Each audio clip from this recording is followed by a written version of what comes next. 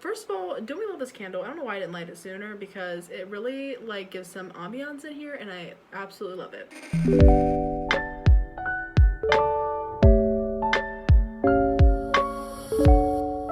Hello and welcome back to my channel. So in this video we will be talking about The Haunting of Hill House, and before we get into it, if you would please like, comment, and subscribe, I'd really appreciate it. Hit the notification bell so you're notified every weekend when I post. And to follow me on social medias, Instagram, Twitter, and I have a Facebook page, all at Chelsie Wrath. Yeah, I'm very active on Twitter, so definitely follow me there. Okay, let's get into this video, guys. So let's talk about The Haunting of Hill House. This is a 2018 Netflix original series, and I have to say, I'm going to start this off with, I love this show, and I think that there are lots of great reasons that everyone should watch it. If you haven't watched it yet, I'm going to be giving lots of spoilers, so go watch it. I will give a brief overview of it a little bit, and then I'm going to get more into it. So The Haunting of Hill House is actually based on the novel The Haunting of Hill House by Shirley Jackson back in 1959. So this was like a classic. It was very popular back then, and I think it's still popular now. I have not read the book, and I really want to, just because I love the show so much that I actually want to read this book and kind of see how much it differs and how much it's similar. I've heard it's very similar, but obviously the book usually has more in it than a movie, but since this is a show, I don't know. I want to see the differences. So maybe I'll do a video about that after I read it. This whole series is it's more so a drama, but I definitely think it's a like horror, drama, thriller movie. It is very gothic and dark, and you want something that's drama and horror and just a little creepy. This is definitely your show because that's everything it gives. It just gives all of it, and I love it so much. And so we follow a family that move into this old Victorian house. It's been abandoned for a while. They are going to buy it, fix it up, sell it, and then move to the next house, and they are going to use the money that they get from this house after they sell it to make like their dream home. And as they're in this house, basically it's very haunted, a lot of stuff happens, and it really goes between the childhood and the adults. So there are 5 kids, and throughout the series we see both them as children in this house and them as adults as they are coping outside of the house. So if you've not seen this, go watch it. But if you have seen it or you don't really care, let's get into it. So basically, these kids, they start to have very crazy things happen to them in this house right away, and like I said, it kind of goes back and forth a lot, which I love. That it's just very well wrote and like everything's just so well done. So the 5 kids are Stephen, Shirley, Theo, Luke, and Nellie, and they all kind of have like their own things that they are going through and that have happened to them in this house or have not happened to them in this house. And as they get older, they all have different jobs or different lifestyles or things that have happened to them because of this house. So within the first episode, you kind of see that these kids are living in this house and that kind of weird spooky stuff happens. They have nightmares in the middle of the night, and the parents don't really believe, they think they're just kids. They're like, oh, you have nightmares, it's fine, go back to bed, no one's here, no one's there. They check everywhere. I had to, sorry. Poet didn't even know it. And basically within the first episode, I believe, it shows the mom, like something crazy happens with the mom. The dad grabs the kids and is like, don't look, and he runs downstairs. He puts all 5 kids into a car, and I think it shows one of them, maybe Steven, looking back up at the house, up to the upstairs bedroom, and they see what kind of looks like their mom looking out, and she just looks absolutely crazy, and they drive away. The dad drives away with the kids, and the kids are like, what's happening to mom? Like, where's mom? Like, what's happening? What's going on? Because they all just woke up. It's like the middle of the night. He drives to a motel, leaves them there, and then he goes back, and the kids don't know what happened. He won't really tell anyone what happened other than just like the bare minimum, and their mom is dead. Their dad, they don't have a great like relationship with him at this point. And then it just kind of shows like the kids now as adults and kind of what's going on with their lives now. And that first episode just like got me and I was like, oh my god. And then the roller coaster just keeps going. I would say there are definitely parts, like some people thought this show is pretty boring, and it's a lot of drama, like there's horror in it, like horror aspects, thriller aspects, and even like some kind of psychological, but a lot of it is very drama. It's a lot of kind of talking and things happening, and you kind of following and growing with the characters, or seeing like why they are the way they are and what's happened to them. And I don't know, I like those kind of movies because I get really into like the emotional aspect of characters, and I don't know, I can really like relate, like I feel like I can usually really like relate or just understand characters and like how they feel. Maybe that's why I like TV and movies so much, but I digress. So then as we move on, so we have Stephen, who actually wrote a novel about basically his experience and their siblings and parents' experience in Hill House. And that right there causes a lot of friction between the siblings because they all have very different opinions about the house, what happened, who's to blame for what, and what should be spoke about and what shouldn't be, because it's a very, I mean, their mom died, so it's a very touchy subject. Then you have, and I think Stephen's oldest, and then you have Shirley, and she is very level-headed. She's a very level-headed person.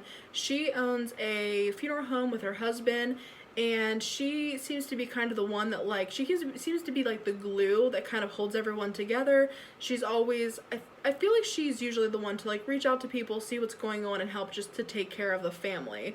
So she really kind of took on like a mother role like once her mom passed away.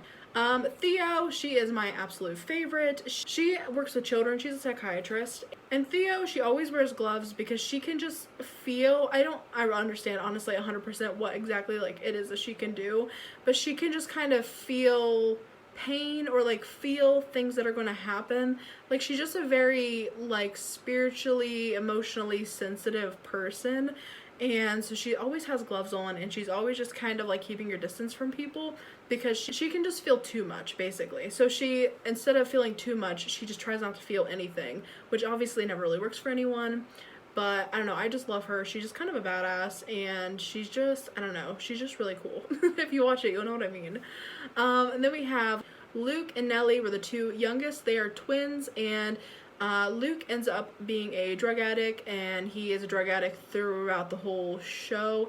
And Nellie, she is very depressed. She has lots of mental issues because of everything, because they were the youngest, so they had the most nightmares, they had the most interaction with the ghosts and the house and just everything that happened inside of it, and they have the most trauma. So the rest of the family, like, they understand something happened in the house, and they've had weird things happen here and there, but it's like as the older they get, the less they believe it, or the more they are able to kind of suppress those feelings, and Nellie and Luke just really go through it. The mom at one point speaks on how her mother, or maybe her grandmother, had these intuitions where she could like kind of know stuff or feel stuff, and it's almost like they're like witches or something. That's not what they say, but that's almost like kind of what I got from it, that they're just they have good intuition, basically.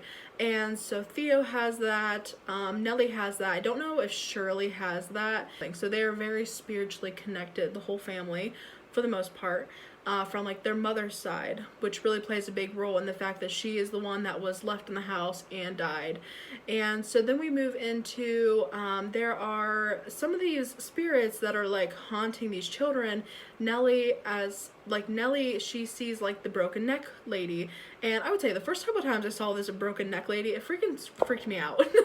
Like, I don't know why, but it just creeped me out. Like, this movie, or this show, it really does have some very creepy parts in it. Very, like, I have jumped multiple times, I've cried multiple times watching this. Like, it's really kind of gut-wrenching, and I just like it, because I love, like, the gothic horror, like, the dramatic, like, I don't know, I like watching just sad shit, and this is some sad shit, but it's just a good overall show. And also, I'm a very, like, emotionally in tune kind of person, basically, so I'm a crybaby, basically, so everything, I'm just like, oh my god, like, I just really, like, I don't know, I just really feel for these kids, I feel for these people, I just really get into it. And so as we go on, basically, this broken neck lady, you see that she is Nellie in the future. So Nellie ends up, she has this whole mental breakdown. She really goes through a lot with her life.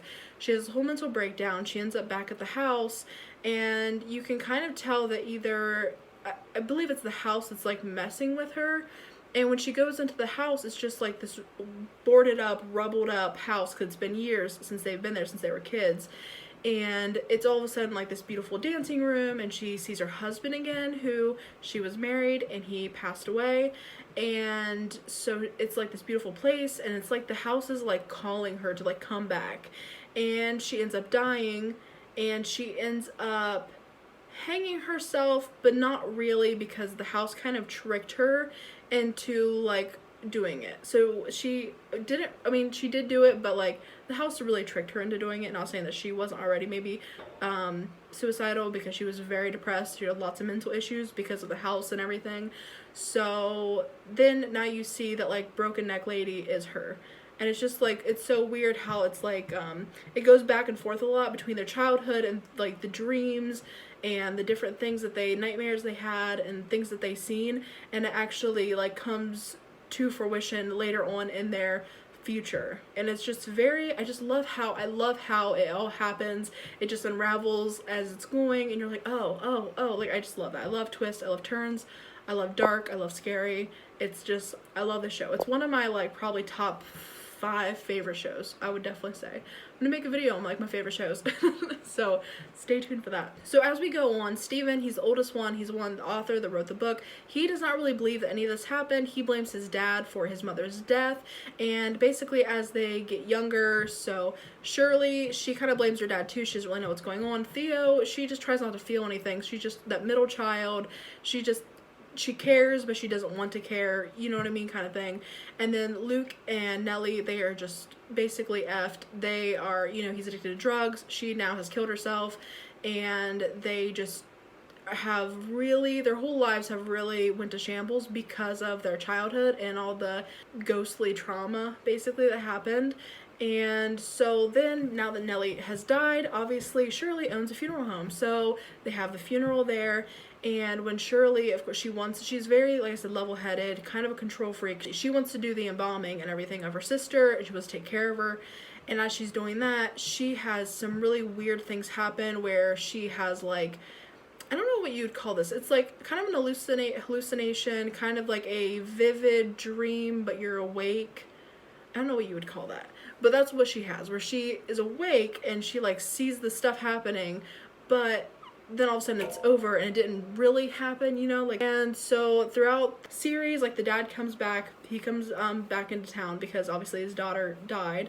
And so while they are in the funeral home, a lot of stuff happens. Like, they pretty much, they're like in this funeral home for a long time, like in the present, but it just like goes back to things that have happened or things that other people are doing that aren't in the funeral home at the moment. So there's a lot of moving around, but it's not hard to follow. So that's what I like. So as they're in there, they're all kind of dealing with their own things. They're all trying to deal with their own lives while trying to deal with the fact that their sister died.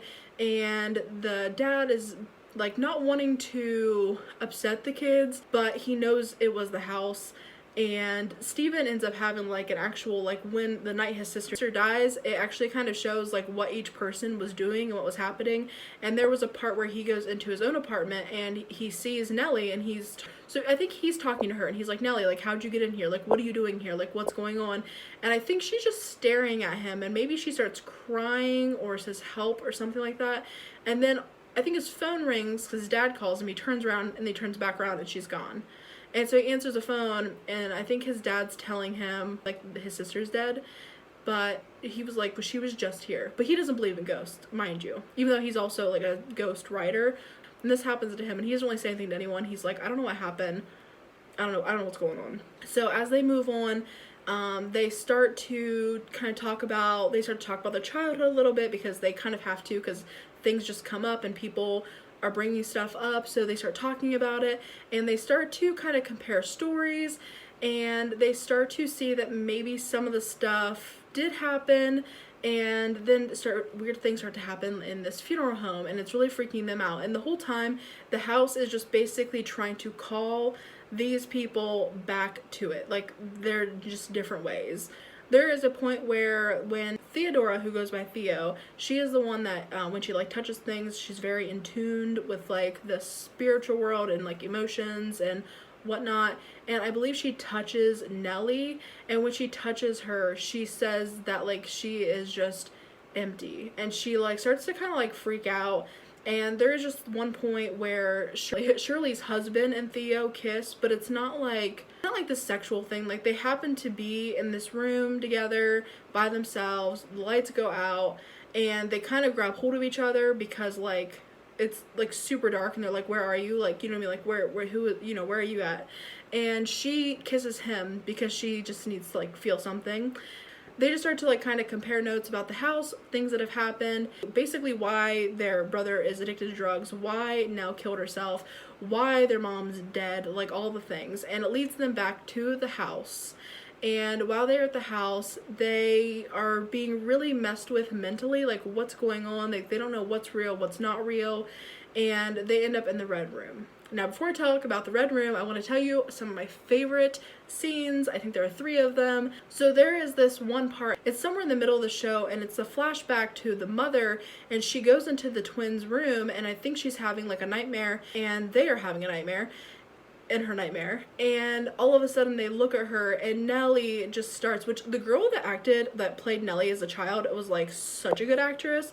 Like, they all did great, like the kids did great, the adults did great, like everyone, but I just love that little girl. She's so freaking cute. I don't know. Anyway, the kids just had nightmares. They both wake up. The twins share a room because they're only like 6 or something, and the little girl looks at her mom, and she was just like, but what if I grow up and I'm so sad and so depressed and have such a sad life that I end up like taking my own life?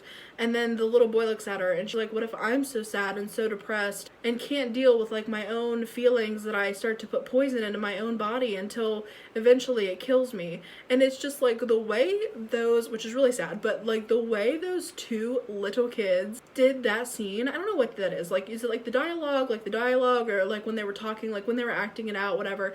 I don't know, when I think of acting, I think of like doing stuff, but I guess acting is also talking. But when they were going, and they were just like going with this like part, I just was like, oh my god. And then like the thing is like she does kill herself, and then obviously the poison he's talking about is like heroin or whatever it is that he does. I think it's heroin because I think it's a needle. And so it's just very like, oh my god, like it really just gets you right in your gut. I love it.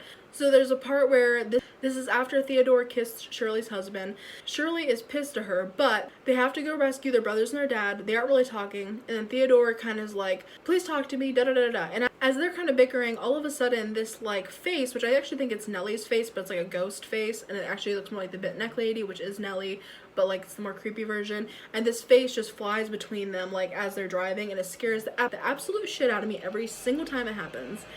And all of a sudden they both scream, they pull over, it's this big thing, and Theodora gets out of the car, and she is just like break down crying, like the worst thing ever in her whole life has happened. Not because of that, but just like that's just how she's crying, like her baby just died, like she's so upset. And then Shirley kind of like gets out of the car too and goes over there, and all of a sudden Theodora, they're kind of like talking about like what happened, whatever, and Shirley's still pissed, and Theodora, she just like lets out all of the pain, all of like what she's thinking and what happened to her. And that is like one of my absolute favorite scenes, just because the dialogue, like every part of it is just perfect. It's just so perfect, like how she says it, like what she says, like it's just so beautiful. I don't know, it's sad, but it's beautiful, and I love it. And she's just talking about how when she touched Nellie's skin, that it was just like the darkest depths of like, I don't know, dark, and there was just nothing at all, like no emotion, no anything. And she can usually like feel this kind of stuff, like she's like, there was just nothing. She was like, it was just basically, I feel like it was, she was trying to like describe depression basically, and she was like, so, and that's all she's felt, because she like takes that energy, and I don't know what you want to call it, and she's like, that's all I feel, like that's all I felt, I just wanted to feel something, anything. And also Theodora is a lesbian too. I mean, so I guess that, and like it's not like she was like trying to make a move on him, like she like specifically only like likes women, but it was just the fact that this happened because she was just so empty. She just needed to feel something, anything, even if it was like gonna like ruin her relationship with her sister, who she lives with too. Theodora lives in Shirley's like spare house because Shirley has like money. Well, obviously she has her own business, you know.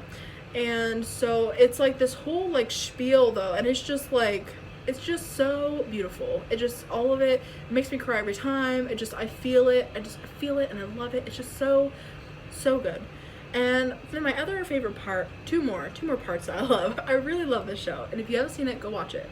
When Hugh, who is the father, his name's Hugh, when he tells Steve, so there, Steve, again, he writes the book, and there's a part that Steve is talking about, because Steve says that he has never seen a ghost, even though he saw Nell, and she was a ghost at the time, but he still was just like, oh, he just thinks it was like a figment of his imagination.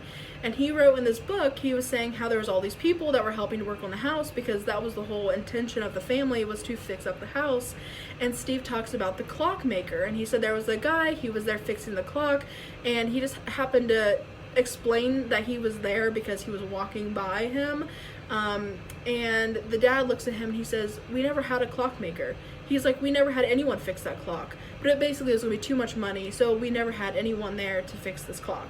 And so he's like, what? So he's like, so you did see a ghost, like you saw things too, you were just older and you were able to try to rationalize it. As the children, they saw it for what it was, and so it messed them up more. And Steve, being the older one, you just made money off of it because you're a dick. Basically. Which I just love that, because then Steve's like, what? Like, he's so shook. He's like, no, I saw him there. And he's like, he had like this old fancy like mustache and these old clothes. And Steve's like, yeah, I kind of thought it was weird, but just kind of was like, whatever. So then once they get to the house, they are trying to find the girls are trying to find the brothers, and then before that, the brothers and the dad get there, and they're trying to find Luke. Luke goes there. Oh, Luke goes there to burn down the house because they killed Nellie, and they're twins, and they have a deep connection. And also Luke is like a drug addict, and he just like, at this point, he just has nothing to lose. He doesn't care. He's going to burn down the damn house, even if it kills him. And the brothers go to stop him, and then the sisters have to go to stop, to save the brothers, I guess. And so they get there, and it kind of shows like what happens. Each group gets there, and Luke gets there. He does start a fire, but then the house just kind of like puts it out, and it like takes him. And the brothers and dad get there, and a bunch of like weird spooky stuff happens where there's like ghosts, and it kind of like the house can make you see whatever it wants. And so eventually they go up to the red room. Well, there's this door, it's a red door, and throughout the entire show, no one can get in here. The girls are trying to get in there. They try every key in the house. There's even a skeleton key. They still can't get in there. No one knows what this room is or what's in there. And they're just kind of kids, so adults are just like, oh, here, whatever, go play. And so there's never really any clarification about this, about like what's in this room or what this room is for. And so throughout this whole thing, each kid kind of has like their own like place that they go, and they like do their own thing. So Theodora is a dancer. She's always in her like dancing room. Nellie is always in her playroom. Luke, he's always in his tree house. And Shirley is always up there reading books. And then Steven, I think he played video games in there. I think he had like a TV and some kind of like video game thing that he would play in there. And it would always show them in these different rooms, but it's a really big house. So the whole time you're thinking it's just a different room that they are using for whatever these kids want to do with it. But then in the end, they end up realizing that this room, because they start to compare notes again, and Luke is talking about the treehouse, and Steven's like, there was never a treehouse. Like, you would just say that, but you were a kid, so I was just like, whatever. Like, you're just, making things up like your imagination. He's like, there was no treehouse. And so there are parts where the kids, like throughout the show, where the kids are actually in this room, and they're dancing or whatever. There's one where Theodora, she's dancing in here, and the other two, Shirley and Nellie, they're trying to get into the door. And so they are like, they put the skeleton key in, they're like shaking it, and they see feet on the other side, and they're like, oh my god, there's something in there. And Shirley kind of freaks out because she's a little bit older. She's probably like, I don't know, 10 or whatever, and then Nell's probably like 6. And so they're kind of like freaking out, like, oh, something's in there, but like, I don't know. So they really want to get in, but on the other side, it's actually Theodora, and she's like, oh my god, someone's like trying to get in this room, but like, who would that be? It's just a really weird thing. So the house is like manipulating them and putting them in this room, and like it all just comes back to this room. It's called the red room, and it just basically has a red door, and it's just a small little room. And you end up seeing that like on that night, that like fateful night where their mom died, she basically went crazy, and it was showing her slowly going crazy like throughout this whole thing. The house was driving her there. And she ended up, there's like this little like neighbor girl, whatever, and she comes over, she's hanging out with Luke, they're best friends. And she poisons this food that she makes. She makes like crumpets or something, I don't know, muffins or something, and she's like, here, let's have a tea party. And it's Nellie, Luke, and this little girl. And she takes them all to this room, and they're like, here, eat this. Well, the dad like realizes that she's going crazy, and she was really actually supposed to be gone anyway. Like the mom was supposed to go somewhere, and she ended up not leaving. And so the dad like sees it, like there's poison on the counter and like all this baking stuff, so he is looking for them, and he runs upstairs, and they happen to be in that room. So he runs in there, and I think the door shuts, and it's like this whole thing to get into it, and he ends up, the little girl dies, like neighbor girl, but he saves Nellie and Luke, of course. And so the mom, she like goes crazy, and that's when he puts them in the car, and then he grabs the kids, grabs Steve and whoever else, and he's trying to get to the car. And it's because she's like basically trying to kill them. Like she just goes insane. And it's mainly because of the house more so than anything. But that's what they're trying to get away from. And then when he comes back, she's already dead. Where like, I don't know if she killed herself or the house got her, I can't remember. But she's dead when he gets there. So that's what happened that like fateful night. So now as the 5 kids and the dad are back at the house trying to burn it down and trying to save the other ones that are there, they all just end up in this red room, and they're all just being kind of like messed with, and they're kind of comparing notes of what's going on, and then their mom ends up like kind of coming back, and like other ghosts around the house. And because once you die in this house, like you're just there forever, like your spirit is like trapped in this house. So there's ghosts from all like the years back, and they're all in this house, and these are like the people these kids saw, these are the people that like freaked them out. And except for Nellie, I guess she freaked herself out, but she didn't know that was herself. And I think that's part of like her intuition, is kind of that she can almost like maybe see the future, maybe like both of the twins can. And I'm guessing that's why Luke didn't have any more like visions because he was doing drugs, so like it would like numb him. And I feel like that's why the twins were like, but what if I am so sad that I kill myself, or so sad that I put poison in myself, because they had some kind of like connection to like the future, is what I feel like is what they had. And now she always was seeing the broken neck lady, and she thought she was like haunting her, but I almost feel like it was more of like her like warning herself of what was going to happen, but she didn't know that. And I mean, she was really creepy, like she was scary as hell. So then there's that whole thing. So basically, I think at the very end, they're all stuck in this red room with the red door. It's closed. They're all in there. They're all trying to like fight for their own lives, whatever. Well, eventually the mom comes out, and she is just like, she wants to kill them because she wants them to be with her like forever. And she's like very manipulated because of like the house. Like I almost feel like it makes the ghosts want to kill people, to have more people there, which is not sound like a fun time to have a house full of people. Like as an introvert, like no thank you. And so basically the dad is like, I will stay with you. Like I will stay with you if you let these kids go. Like let them go, let them live their lives, leave them alone.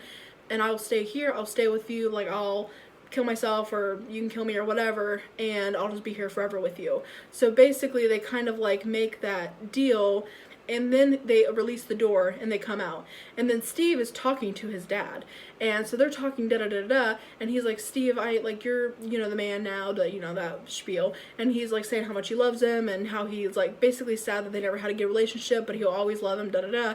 And then as Steve's walking out, he sees his dad's body where he died, and he was just talking to him as a ghost. But like in the house, ghosts to people basically have the same amount of rights to life. I mean, they look the same. I think they can pick up things and stuff like that. I could be wrong, but I think they can. So that's basically this whole show in a nutshell. I have watched this through like 3 times. I really like it. This is a long video. If you actually stayed through this, I appreciate you. But I just wanted to explain the show, give all my hot takes on it, and I just think it's such a good show. It's so well done. The acting is like magnificent, beautiful. I'm here for it, and I am watching, there's a 2nd season, but it's kind of like a American Horror Story type thing, where it's like an anthology. So the next season is also about a haunted house, but it's not with the same, it might have some of the same actors. It has some of the same actors in it, but they're different characters. Different plot, different story, different everything. And it's The Haunting of Bly Manor, and I'm kind of in the middle of it, but I just haven't really been in the mood for it. So when I get back in the mood, I will be watching that too. And I might make a video on it. So let me know how you felt about this video, what you think, or if you thought it was just way too much. But I love the show. I wanted to give my hot take on it. Let me know your favorite scenes, your favorite character, if you like the show as much as I do, I don't know if anyone likes this show as much as I do, but I really appreciate you for watching. Please like, comment, subscribe, hit the notification bell because I post every weekend, and I will see you guys in the next one. Peace out.